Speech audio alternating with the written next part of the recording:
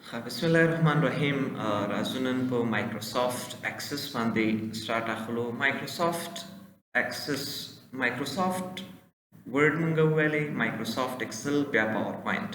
اخرنی پروګرام چې مونږ تاسو د مایکروسافت کمپنۍ وایو هغه د موږ سره مایکروسافت اکسس چې دی موږ سره لومړنی موضوع دا دی چې what is مایکروسافت اکسس یا MS اکسس.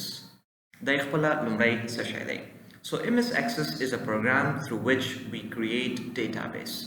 دا د یو پروګرام دی د کوم په واسطه چې موږ او تاسو شی جوړو، ډیټابیس جوړو. ډیټابیس تاسو ما مخکې هم ویلو چې ډیټابیس خپل دی څه شی. A collection of organized data is called database. د یو منظمه ډیټا مجموعه ته ډیټابیس ویلی شو. یعنی په اکسس کې موږ او تاسو خپل ډیټا څه کولی شو، منظمولی شو. فرض کړئ ستاسو یو هوټل دی، په هغې کې تاسو یو داسې ډیټابیس جوړوئ چې کوم کس مشتري ما سره راغی، کوم ایټم یې ما سره واخیسته، څو دانې یې واخیستلی، د دې ټولو په ایکسل کې کېدلو. خو ډیټابیس چې دی بیا داسې دی تاسو یې کولی شئ د یو اپلیکیشن په شکل کې ځان سره سیف کړئ. ایکسل کې خو بیا اکثره کارونه نه کېدل موږ سره، صحیح ده. دا چې دی تاسو نو د یو اپلیکیشن په شکل کې بیا سیف کېدی هم شي. یا دویم تعریف ما دلته داسې لیکلی چې MS Access is a DBMS. DBMS نه مطلب ډیټابیس مینجمنٹ سیستم دی چې دی موږ سره through which we can create database. دا هم موږ سره یو اپلیکیشن دی MS Access، دی په واسطه موږ او تاسو ډیټابیس جوړولی شو. او ډیټابیس دغه دوه تعریفونه دي تاسو ما لیکلي دي، دا باید تاسو زده کړئ. A collection of organized data is called database. د یو منظمې ډیټا مجموعې ته ډیټابیس وایي. او a digital organized form of data is called database. د یو ډیجیټل ارګنایزډ ډیټا چې په ډیجیټل ډول سره دا ارګنایز شوی وي، منظم شوی وي، دې ته موږ څه ویلی شو، ډیټابیس ویلی شو. اوس ګورئ موږ سره دوه ورډز دي، یو ډیټا دی بل بیس دی. د دې خپله ډیټا نه مطلب څه شی دی. A collection of unmeaningful items is called data.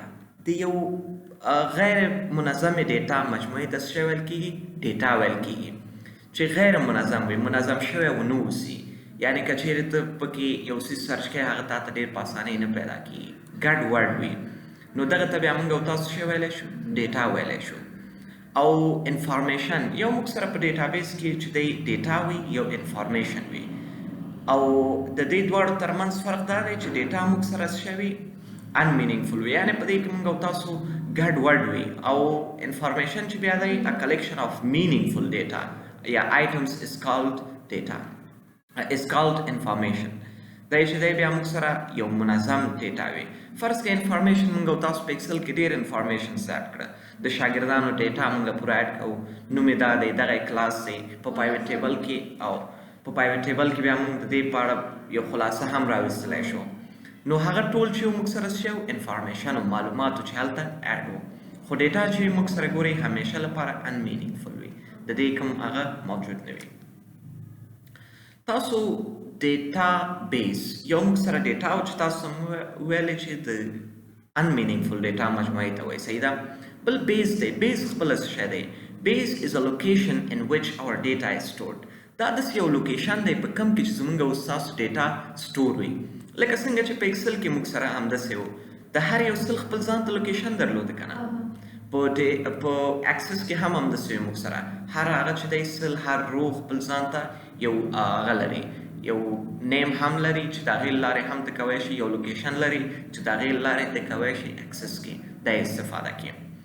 په ډیټابیس کې بل موږ سره په اکسس کې بل مهمه موضوع دا دی چې په دې کې بیا موږ او تاسو د هرې ډیټا ټایپ موجود وي موږ سره، چې دغه ډیټا دغه ټایپ دی. د دې ټایپس آف ډیټا په دې کې موږ سره مختلف ټایپس دي. نومیریک ډیټا چې دا زموږ او ستاسو یو دوه درې په ایکسل کې هم وو، خو داسې منظم ټول نه راتلل موږ سره. نومیریک ډیټا دغه یو دوه درې چې کوم موږ لیکو. بل الفابیټک ډیټا دی موږ سره چې زموږ دغه ABC دی. بل الفا نومیریک ډیټا چې دی هم موږ سره په ایکسس کې بیا ډېر زیات استعمالیږي، چې په دې کې تاسو اکثره موږ سره یا ټیکسټ پکې استعمال شوی وي، لکه موږ لیکلی 1000 AFN یا افغانیز، یا دلته موږ دغه پلس آیکن نه استفاده کړی دی. دا ټول زموږ چې سپیشل کریکټرز چې کوم دي د پلس، ماینس، سلیش، کاما او دا نور ټول چې کوم موږ سره راځي د سپیشل کریکټرز کې هم راځي او دې ته هم موږ الفابet لیټرز ویلی شو. نو دغسې یو ډیټا ته بیا موږ او تاسو الفا نومیریک ډیټا وایو. صحیح ده؟ او بل په دې کې موږ سره کولی شو چې ګرافیکل ډیټا هم په ډیټابیس کې له خپل ځان سره سټور کړو، لکه یو ویډیو وي موږ سره یا هم یو عکس وي موږ سره. ګورئ فیسبوک به تاسو استعمال کړی اوسي یا به هم لیدلی اوسي. فیسبوک کې هم چې کوم پکچر تاسو سره سټور کیږي، کوم ویډیو تاسو سره سټور کیږي، دا ټول د فیسبوک په ډیټابیس کې پروت وي. دا داسې نه دی چې هر یو څیز بس په هارډ ډسکونو کې هغوی سره سیف کیږي. دا ټول یو منظم شکل سره هلته سیف کیږي. دغه کس دی، دغه نوم دی، په دغه میاشت، په دغه کال، په دغه تاریخ دی چې موږ سره اپلوډ کړی دی یا یې سیف کړی دی. نو دی ټول چې کوم دی بیا ډیټابیس کې موږ سره سیف کیږي. ډیټابیس وړه موضوع نه ده. ایم ایس اکسس موږ سره صرف د ډیټابیس شناخت لپاره موږ او تاسو استعمالوو، او دا وړه ډیټابیس چې کله جوړو د کورس لپاره یا نورو هغه لپاره سیستمونو لپاره بیا د اکسس نه استفاده کوو. که نه ډیټابیس لپاره نور ډېرې اپلیکیشن دي. اسکیول سرور دی، اسکیول دی، موږ سره مای اسکیول ده، اوریکل ده، همداسې د مونګو ډي بي په نوم موږ سره یو بل هغه دی چې هغې نه هم موږ او تاسو ډېر استفاده کوو ویب اپلیکیشنو کې. صحیح ده؟ اوس لومړی کې تاسو ته ما یو موضوع ویلې DBMS چې تاسو ته ما ویلې ډیټابیس مینجمنټ سیسټم د دې څه شی دی؟ فل فارم دی. اوس دی خپله ډیټابیس مینجمنټ سیسټم څه شی دی؟ اور پروګرامز through which we create database. دا هغه ډول پروګرامونه دي DBMS چې د دې په واسطه موږ او تاسو څه کوو؟ ډیټابیس یې جوړوو. په DBMS کې بیا دا ټولې ډیټابیس مینجمنټ سیسټمونه موږ سره راځي، لکه خپله ایم ایس اکسس شو موږ سره، مای اسکیول شو، اسکیول سرور دی، اوریکل دی، نوټ جی ایس سره مونګو ډي بي راځي. بیا نو په دغه طریقو سره بیا تاسو کولی شئ د DBMS نه هم استفاده وکړئ. کوم یو؟ مای اسکیول، اسکیول سرور او اوریکل. څنګه نوم مو اورېدلی؟ اوریکل. نو دا هم چې دی د کمپنی نوم هم دی. اوریکل چې دی د یو کمپنی نوم دی چې ډېر زیات مشهوره کمپنی ده امریکا کې، همدغه الکترونیک شیانو کې کار کوي، او دی چې دی بیا خپله دغسې یو ډیټابیس DBMS جوړ کړی، ډیټابیس مینجمنټ سیسټم. صحیح ده؟ اوس راځو پارټس اف ډیټابیس. ډیټابیس ګورئ موږ سره داسې نه ده چې په یو ډول جوړیږي. ډیټابیس هم خپل دغسې ډولونه لري چې یو موږ سره فرنټ انډ کې وي ډیټابیس موږ او تاسو لرو، او بل بیک انډ کې. فرنټ انډ اینډ بیک انډ د دې ضرورت نشته چې اوس تاسو پرې پوه شئ. که چیرې ویب برخه تاسو ویلې دلته DIT برنامه، نو هلته پرې منظم پوهېږئ. صحیح ده؟ چې فرنټ انډ دا مطلب څه دی او بیک انډ دا مطلب څه دی. په فرنټ انډ کې ډیټابیس کې دننه موږ سره صرف څه شی وي؟ ټیبل وي. ټیبل خو تاسو پیژنئ هم.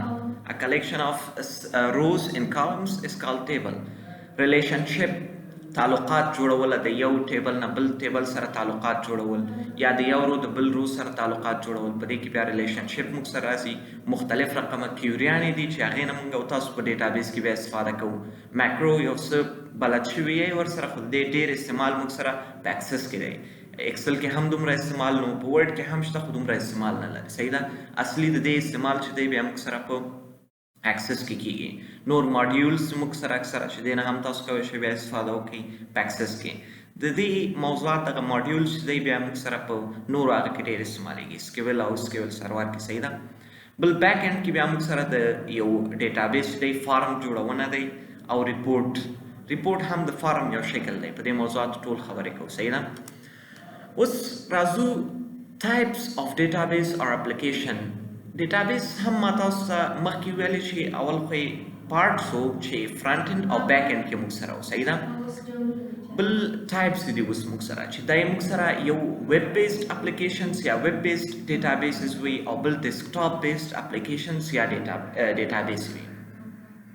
لومړنی د ویب مثال ما تاسو ته مخکې هم درکړ، لکه فیسبوک، لکه میسنجر، واتساپ. دا ټول چې دي د ویب بیسډ اپلیکیشن دي، یعنې د انټرنیټ په واسطه چلیږي، د یو ویب سایټ شکل لري دوی. خو که چیرې ډیسکټاپ بیسډ ته موږ پام وکړو، نو د دې ډیټابیس بیا چې دی لکه د دې کمپنیانو ډیټابیس چې کوم وي روزمره چې کوم استعمالوي، یا هم موږ سره د یو اپلیکیشن ته جوړوي. فرض کړئ مایکروسافټ ورډ خپله دی هم یو ډیټابیس لري ځان ته. زموږ دا ټول ریسنټ فایلونه چیرته سیف کېږي؟ خو په یو ډیټابیس کې سیف کېږي، که نه منظم کېږي. نو یو ډیسکټاپ بیس دی چې هغه زموږ په ډیسکټاپ یعنې زموږ دغه سکرین کې څه شی کېږي موږ سره چلیږي. او بل چې کوم دی بیا موږ سره ویب چې دی دا بیا په ویب سایټ کې چلیږي، لکه فیسبوک او دې نورو کې. اوس راځو په دې کار کوو چې څنګه مایکروسافټ اکسس خلاصولی شو. په دې ټولو موضوعاتو خو تاسو پوه شئ چې ډیټابیس څه شی دی او ام اس اکسس خپله دی څه شی. صحیح ده؟ اوس راځو څنګه کولی شو هاو ټو اوپن مایکروسافټ اکسس. په دې تاسو پوهیږئ هم لومړنۍ لارې د سرچ له لارې دغلته راشئ ورته اکسس سرچ کړئ او خلاصېږي تاسو سره. دویمه لاره یې چې دی که چیرې رن له لارې خلاصول غواړئ نو ام اس اکسس ورسره ولیکئ. صحیح ده؟ لیکلو نه وروسته دی تاسو سره خلاصېږي او بل په سټارټ کې کولی شئ فایند کړئ. صحیح ده؟ هغه غلط شوی. صحیح ده؟ راځم کاکا. صحیح ده؟ راځم نه یو نو اوس چې کله موږ او تاسو اکسس خلاصو ام اس اکسس، کله چې اکسس موږ او تاسو خلاصو په مایکروسافټ ورډ کې موږ سره ډاکیومنټ جوړېده، په مایکروسافټ ایکسل کې ورکشیټ جوړېده او په مایکروسافټ اکسس کې موږ سره څه جوړېږي؟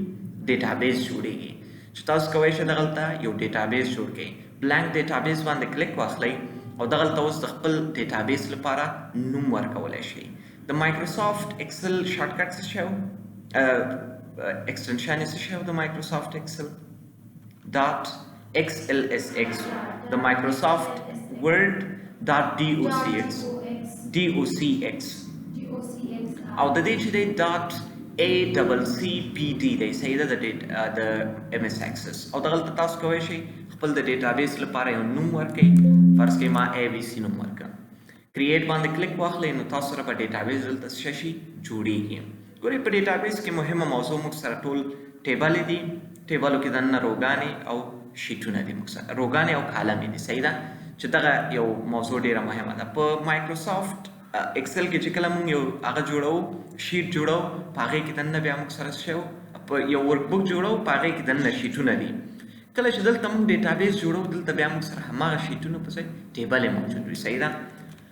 او کله چې تاسو اکسس خلاصوئ دې کې هم بیا موږ سره دغلته ریسنټ فایل نه موجود وي او پینټ کوم یو چې تاسو پینټ کړی وي او کولی شئ دلته هم ټمپلیټونو نه استفاده وکړئ. انټرنیټ کنیکټ کړئ چې څه رقم ټمپلیټ ستاسو په کار وایخلئ. خو دې ټمپلیټونه دومره ښه نه دي. صحیح ده؟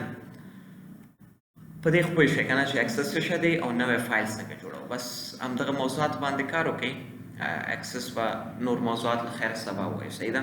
ټیبل نه بس شروع اخلو. اکسس چې دی لږ وخت نیسي. صحیح ده؟ اخره کې به یو پروژې باندې کار وکړو چې څه رقم پروژه ستاسو خوښه وه. تقریبا یو 15-20 ورځو کې دا ختمېږي. درسونه دې لږ دي او اکسس لږ دی. صحیح ده؟